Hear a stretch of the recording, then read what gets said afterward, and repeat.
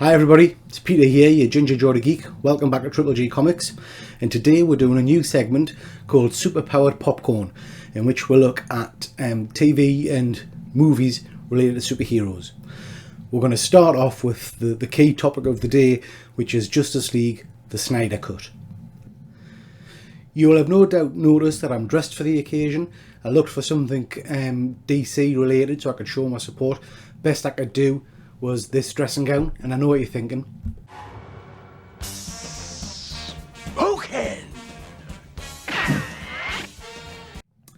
But think yourselves lucky, I could have worn my Wonder Woman onesie, and nobody wants to see that. So, let's talk the Snyder Cut. As you will all know, Joss Whedon released his version of the Justice League movie in 2017. Now, as a massive Marvel fan and a big Joss Whedon fan, I have to say I was really excited about that. I hadn't been particularly impressed with a lot of the DC movies up till that point. A lot of them, I kind of just thought were, well, for want of a better word, meh. Man of Steel, Batman vs Superman, both of the Wonder Woman films. I wasn't keen on Wonder Woman 2 at all. I watched them because I'm a comic book fan and I love comic book movies. There were good scenes in them, I won't deny that. But I can't say I came out excited. I didn't come out desperate to see the next version, which was really disappointing because I love some of the original Batman movies. Superman's one of my favourite characters, so I went in with high expectations. And I have to be honest, I wonder if that's part of the problem. I really enjoy the Marvel movies, and I do worry that I went in, I don't know, expecting bigger things and was let down a little bit, I guess. I would say that I did enjoy Aquaman. I found that a really interesting movie, and I thought the action in it was really good, and I thought the characters were really good, so I did like that one. Hated Suicide Squad. I just didn't get anything from Suicide Squad. So when I found out that Whedon was directing Justice League, I thought, oh, well, that'll be good. He'll put some of his Marvel Avengers spin on it. Came out, went to see it, and I just didn't get it at all.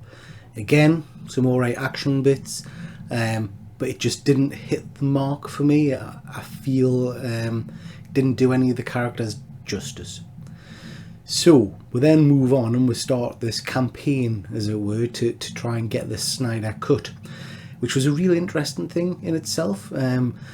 Lots and lots of Facebook and social media activity about it, denying it existing, and all of a sudden we've got this movie which was released yesterday. Sets a really interesting precedent, that. What are we saying now? That basically if we don't like a film, we can get it remade, rewrote. I think that's going to be interesting in the future. But anyway, Snyder Cut's now out. Was released yesterday, much to my surprise. It was free on Sky Movies, so got to watch it straight away. And I sat down last night with my son Thomas and watched the full thing. And that's what we're going to talk about. So what we're going to do is we're going to look at, first of all, the negatives, things I didn't like about the film. And there are going to be spoilers here, so turn off now if you haven't seen the film or if you don't want to know a little bit about it. I would imagine anybody that's watching this video would, and we've already seen it or will have some knowledge of it. But anyway, spoiler warning, fair warning. So we'll start off with some negatives, things I didn't like about it, things I just didn't enjoy or I didn't think were particularly good. And then we'll end off with the positives, and then we'll kind of sum it all up with what I think of the movie in general. It's also worth saying that although I have watched the original JLA movie a couple of occasions, it is a while since I've watched it, and I've only watched the Snyder Cut the once. I will go back and watch it again. That's perhaps a little bit of a spoiler of what I think of the film, but I will go back and watch it again. I struggled a little bit watching the film last night to remember what was and wasn't new footage, or I mean, that's quite obvious in some areas, but there were bits that I was thinking, ooh, was that in the original and I've just forgotten it? I tried to block it from my memory because it was that bad. Or so this kind of review is on the basis of what I can remember from the original film, and I am going to go back and kind of check my thoughts, as it were, by watching both of them again. So let's get the negatives out of the way. I will start, however, by saying whilst these are negatives, I think this is a far better film. So don't shoot us for pulling the film to bits. There are some problems with it, I think, but it is a much better film. My first problem with it is pace. It's a long movie. It's 4 hours long.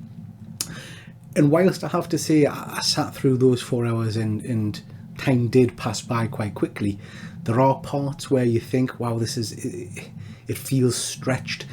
He loves a bit of slow-mo, does Snyder. I mean, there's every opportunity he takes to do a bit of slow motion capture, which is all right, but you think, really, do we need it this often and this much? So yeah, I think the pace of the film, they could have cut some out. That said, when you watch it, you'll see it's kind of segmented into part 1, part 2, part 3. I think this would have played out very well as a mini-series. I had heard that that's what they were doing originally. So yeah, I think it would play out good as a kind of a 4-part series or something like that. That said, if this comes to the cinema, which I would hope it would, if this comes to the cinema, I would quite happily sit through the 4 hours. I would go back and watch it.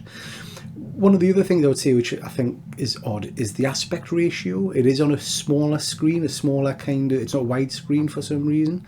And I found that a little distracting at the start, but by the end of it, you're oblivious to that. So that wasn't too bad, but I would have liked to have seen it stretched right across my TV, if you know what I mean. CGI, special effects. Again, I don't know if this is just because expectations are getting too high, or if I'm just noticing it more. But there are times, in particular with some of the DC movies, where I think the CGI is pretty ropey. That said, mind, there's some ropey CGI in a lot of the Marvel movies as well. But I particularly noticed it in some of the DC ones. For example, a great battle scene in the first Wonder Woman film, and it's kind of similar in this one, where the Amazons are on horseback and things like that, and they just look like they've got no bone structure. They kind of flex and wobble and bend into very strange positions, and it's a bit distracting sometimes. So again, with this version, with the Snyder version, some of the special effects are brilliant, don't get us wrong, absolutely outstanding, some of them, but there are times when I kind of thought that it looks like something off a computer game. Perhaps that's just the style of films these are. Well, you know, I can't expect to be able to see some of these big action set pieces and things like that, I suppose, without it looking fake, because it is fake. But I don't know, sometimes the CGI was just a little bit jarring for us, and I thought, wow, that's detracted a little bit from the movie. Darkness. I like a dark movie, don't get us wrong, and I don't mean darkness as in depressing. I mean the actual screen darkness. I'm getting old. I'm an old man now. My eyesight's not as good as it once was. There are times when I really struggle to see what's happening on the screen. Particularly noticed this in Avengers Endgame, on the battle scene at the end. Fantastic. You know, you've waited many movies to watch this big fight, and they pitch it in the dark, and I was struggling to see who was doing what. Exactly the same with this film. At times, the action was in a strange colour palette, or it was in near darkness, and I was straining to see what was happening. Again, that might be to some people's preference. They might like that. Might just be my old eyes. I don't know. I just struggled a little to see some of the action. Snyder likes a bit of arty kind of stuff, and sometimes that throws me. So there's a scene very early on in the movie where Aquaman is going back into the sea after a conversation with Bruce Wayne, and the villagers kind of just burst out into song. I found that very odd. I cannot remember if that was in the original movie, so please hit it in the comments if it was, if I've just kind of blocked that from my memory. It just felt weird, and it was in a, you know, I didn't know what they were singing about. So yeah, so that felt a little bit weird. So my biggest issue with the movie is that my favourite character from DC is Superman. My second favourite character is the Flash. Really like the Flash. I've read him as long as I can remember. I'll state and be open and honest here. Wally West is my Flash. That's who I read growing up. After Crisis, he took on the mantle of the Flash, and I loved Wally West's character. I liked his storyline. I liked everything about the character. I like how he learned and grew as I grew. So I'm a big fan of Wally West. Very disappointed when they brought Barry Allen back, and he's obviously become DC's kind of mainstream Flash now. But I like him as well. Grew to enjoy reading about him. Again, admit, haven't read much of the new 52 stuff, so I'm not really up to date with the characterization and things in the newer comics. And I do watch the DC TV series Flash. So my issue with Flash is the same as the issue I had with Flash in Whedon's Justice League. I just don't recognise him. I don't know who it is. I don't know what character it is. Yes, he's got super speed. And again, a big issue watching this with my son yesterday. My son was kicking off massively because Flash doesn't seem... I don't think Flash hits anybody in the entire thing. He just kind of... He's got a great scene at the end. I mean, much better than the first one. He's kind of shown his true powers and things. But in terms of using his abilities to fight or anything like that, he doesn't do anything. At the very start, I was trying to work out the bit in the sewers where he's kind of... where they're fighting the parademons for the first time. In essence, I think he runs up and down the stairs telling people where to go. He doesn't even carry anybody. He doesn't pick anybody up. He just kind of runs and stops now and then and says, this way, guys, and runs a bit further and stops again. So I don't really know why they didn't use his powers as they should be used, in my mind, fighting people. But the big issue, like I say, is the characterization of the Flash. They call him Barry. His character doesn't look like any kind of Barry Allen I've read about or read of.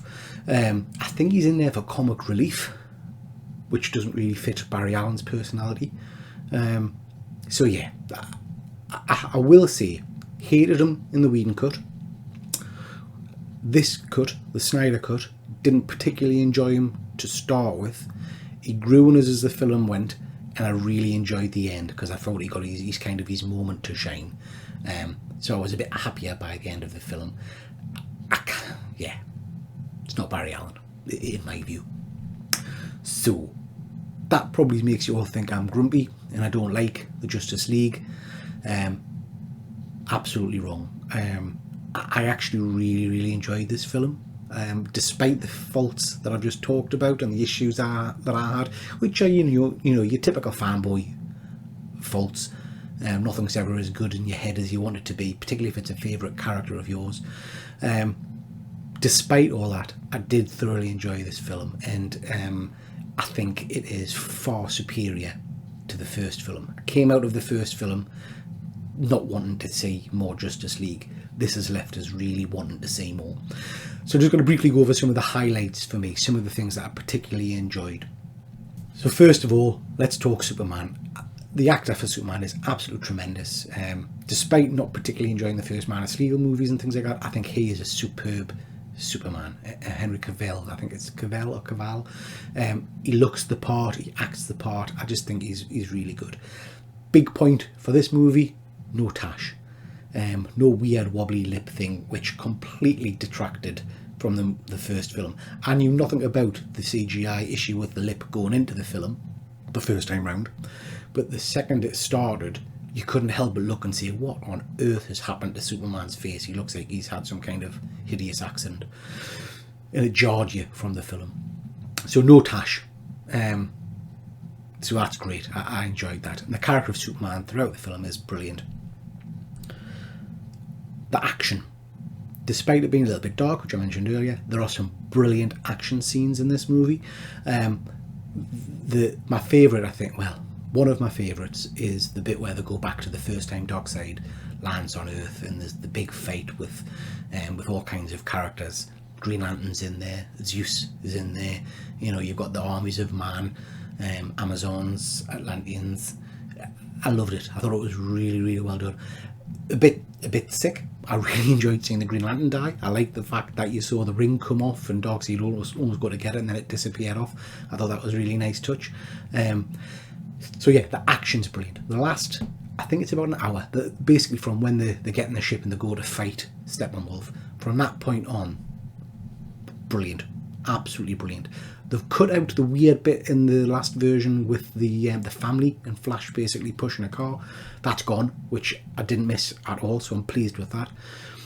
I need to go back and check because I know the Batmobile featured in the Whedon cut, but I just loved the Batmobile in this version. I thought the entire end scene was excellent. Quite violent.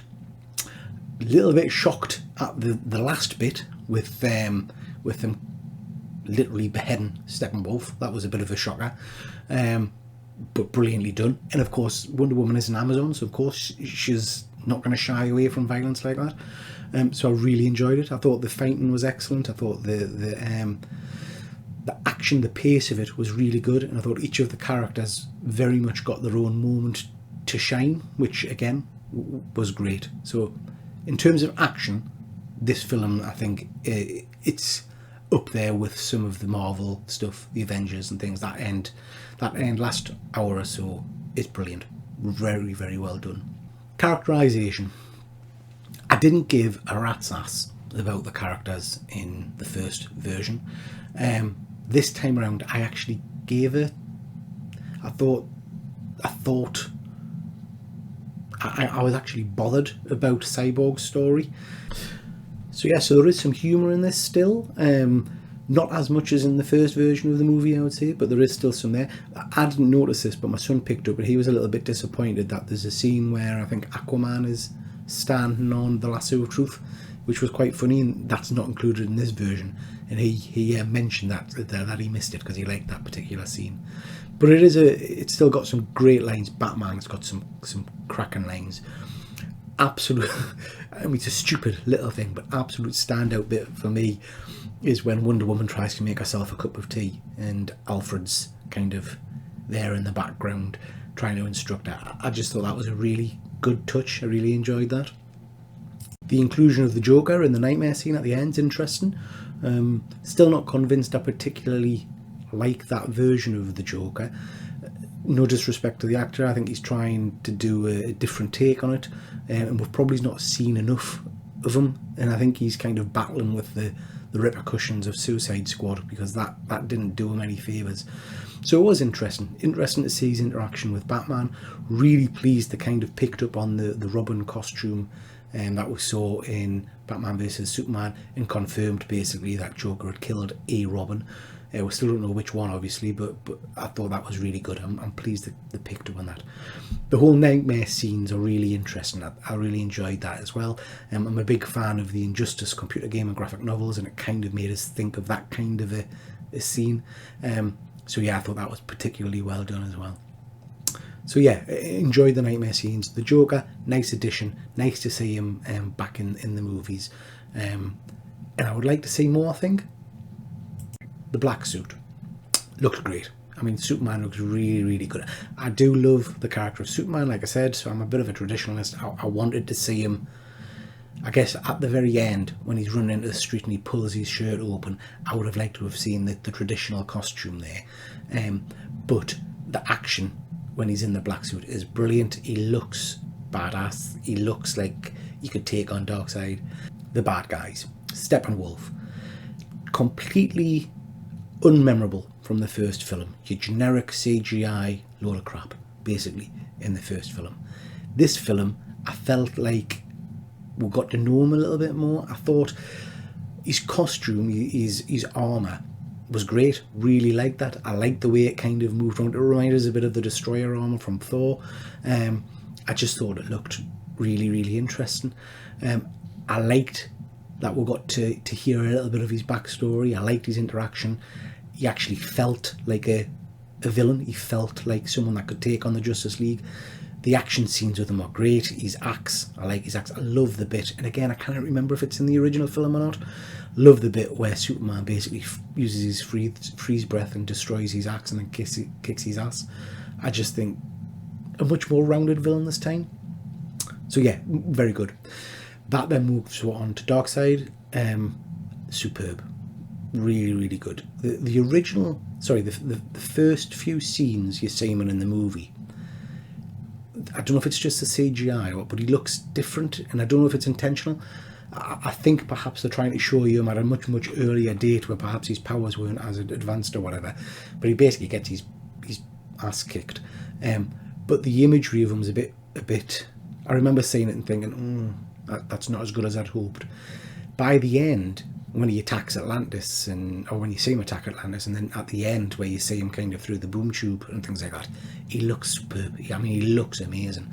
I was watching it and I was thinking, oh, please give us a Superman versus Darkseid fight, because they're some of my favourite battles that we see in various iterations. I remember watching the Justice League cartoons, which are brilliant. If you haven't seen them, get them on box set. Justice League Unlimited, I think, is the second version of it.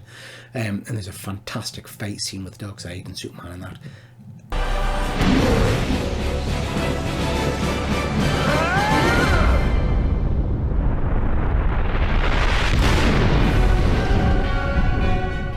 I was hoping for that. We didn't get it in this movie, but I'm hopeful we'll get it somewhere down the line. You get to see him use his Omega beams when he's in Atlantis. Again, really, really good.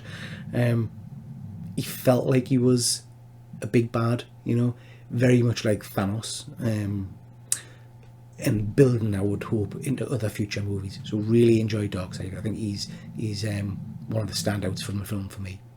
Star of the show for me, the thing that sticks to mind is Ben Affleck's portrayal of Batman. Batfleck, absolutely superb. I just think he's an amazing Batman. And Ben, when you watch this, because I know you're a big fan and I know you will watch it, you must do more Batman. We need a Dark Knight Returns film from you, because I just think you're brilliant. He is absolutely outstanding as Batman. And in this version, and again, I'm trying to remember back to the first version. I don't know if I was just so disappointed in the first version, I've forgotten bits of it. But in this version, I felt like Batman was Batman again. Some of his action scenes are brilliant.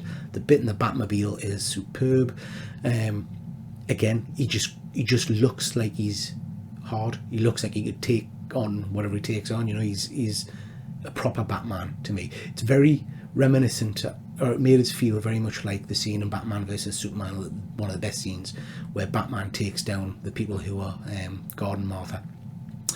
So yeah, for me, that's one of the best bits of this movie. And he's also a really good Bruce Wayne. I think he's a weathered Bruce Wayne, but I think it works. I think he's very good as that character, and I would love to see more of him in that character.